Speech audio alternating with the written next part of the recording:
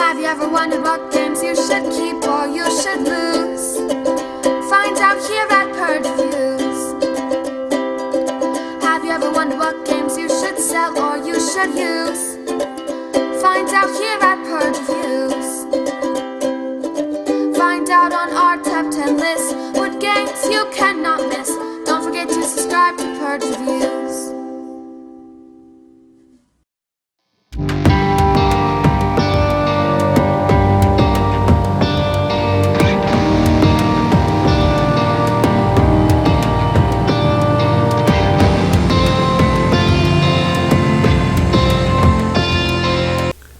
Welcome to the Purge Reviews. Today we're talking about Coup. Coup is one of my favorite filler games, or one of my favorite games to play party game style. And I put this in the party game category for me because it's just a game I like to play if I have quite a few people over. You can play with a large number of people for me, and I have a lot of fun with it. It has a lot of bluffing. It's very easy to explain to people. After one game, because you kind of need that one game where you're getting the rules in your head. Once you have that down, then you can kind of start bluffing with a little bit more confidence and kind of understand what's going on. This isn't a game you'll ever play once. You need to sit down and play it like 5 to 10 times in a row, and it's so much fun because the meta game starts coming out and you start bluffing a little bit more and you have more confidence in your bluffing. People are more confident about calling you out. Because whenever you play a game, you kind of want to win. So you don't take as many chances in this game. Then after a while, after you forget who won the last 3 games and you just start playing, it becomes a lot of fun. So this game is a bluffing game where you can actually play and win by telling the truth the whole time, and you can win by bluffing big. I think sometimes if you tell the truth too much, a good player will get past you. It's knowing when to lie, knowing when to tell the truth, and reading your table, your friends, and it's so much fun. And it's only 15 cards. You got some chits that represent money that you're using, and this one is a lot of fun. This is one that will stay in my collection for a very long time. I have so much fun with Coup.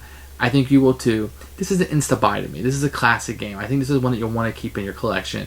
If you're going to a church event, or you're playing with some people at a pub, or you can play in your house to start off the evening and kind of get things going. If somebody's never played a game before, you could totally break this one out. It is just so versatile, and I like it quite a bit. Now, if you're one of those people who just absolutely cannot lie, you can still play this game. People just may lie to you and to read it. So it's kind of in the Sheriff of Nottingham kind of category to me. I like this one a lot. Highly, highly recommend it. You will have a blast playing it. So check out Coup. Instant buy. It should stay in your collection forever, as it will mine. Keeper.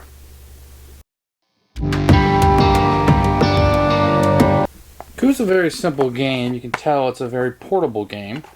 What you're really going to get is some player aids, which are super nice and very helpful when you're playing the game and kind of learning it. But you need to quickly memorize this when you're playing because you're going to be bluffing a lot. You're going to get a rule book that's okay. It's fairly good and short. You're going to get a number of cards, 15 I believe. There's 5 different cards and 3 copies of each of these. They're kind of like the big, almost tarot side cards. The artwork is really full. What you need to do is down here at the bottom, but very nice and very colorful. And you're going to get a number of these chips that will count as money in the game. So the components are good, very simple. It's one of those micro type games, and this is a filler game, so this is what you get with it.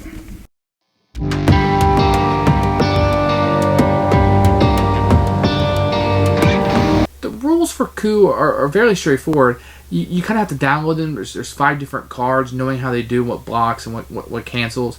It's not very difficult. You probably need a game of it to get through it, and then you'll start how easy that is for you to digest. Is you'll start learning that and being able to implement it in the game, be able to bluff.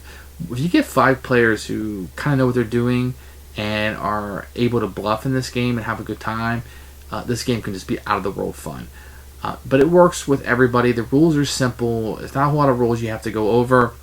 It's bluffing, and everybody gets that because everybody knows poker. So this is a really good rule set.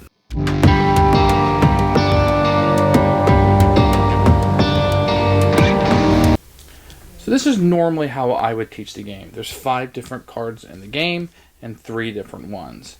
Now, when you're going through it, I would probably show them the player aid and say, look, on any turn you need to take 1, which is unblockable. You can take 2 coins. There's no counteraction, but it can be blocked by the Duke. you ever get 7 coins, you can just kill somebody's cards. They're going to have 2 cards in front of them, face down. If they ever lose both of them, they serve as their life points, 2 life points, and you're out of the game. The Duke can tax and take 3 coins. The Assassin, if you get 3 coins, you can kill somebody off. The Ambassador will allow you to exchange in the middle.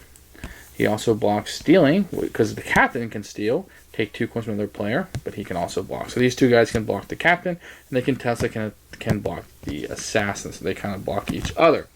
And that's not going to make a lot of sense to people, but let's go through the cards. This is the Duke. He allows you to take 3 coins from the treasury, and he blocks anybody trying to do foreign aid, which gets you 2.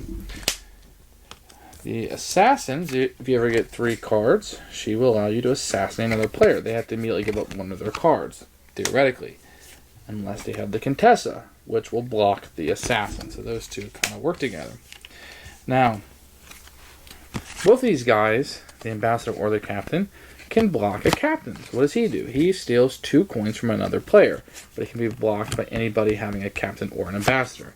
The Ambassador will allow you to exchange this card with another card from the deck. So let's kind of show you how this game plays out. On your turn, you will start the game with 2 of these coins in front of you. And then you'll shuffle these up, and you will take 2 cards. Now, these will be the 2 cards that you have. Oops, 2 Assassins. I don't want 2 of the same card. I want to show you how something else works. So, the Captain. But let's say on my turn, I don't want this. I want to get 3 coins, which the Duke allows me to do. I know that from the player aid and from my playing the card. So I'm going to tell everybody at the table my first turn, I am taking 3 coins.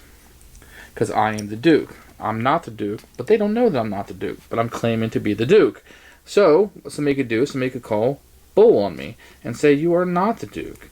If they call that, I have to show my cards and say, yeah, I'm not the Duke. So now I'm down to only 1 card. Once again, if I lose both cards, I'm out of the game. But let's say instead of saying the Duke, I had said I'm the Captain. And I am in fact the Captain, but nobody else knows that. So I try to steal 2 coins from Dylan. Dylan says, I know you're not the Captain. So I would show him my card, show him I am the Captain. I would steal the 2 coins. I would then draw a new card to fill my hand, and Dylan would lose a card. Okay? And that just keeps going around. Now, as cards are shown, so now everybody knows one of the Captains. There's 3 in the deck, 1 is here. So it's less likely of a chance there's more and more out there.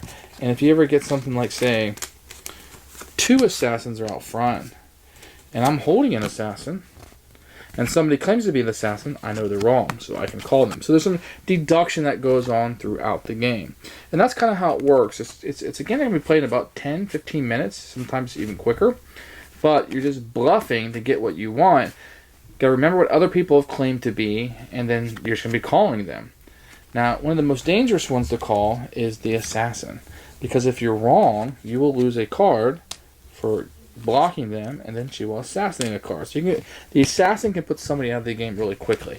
You want to be sure you're careful when you're blocking that. So that's kind of how that game goes. It goes around a circle. People will claim to be things. Nobody else knows what they are.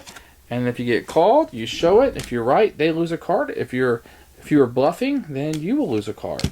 You have 2 cards until you're out. Very simple game to play, but a lot of fun.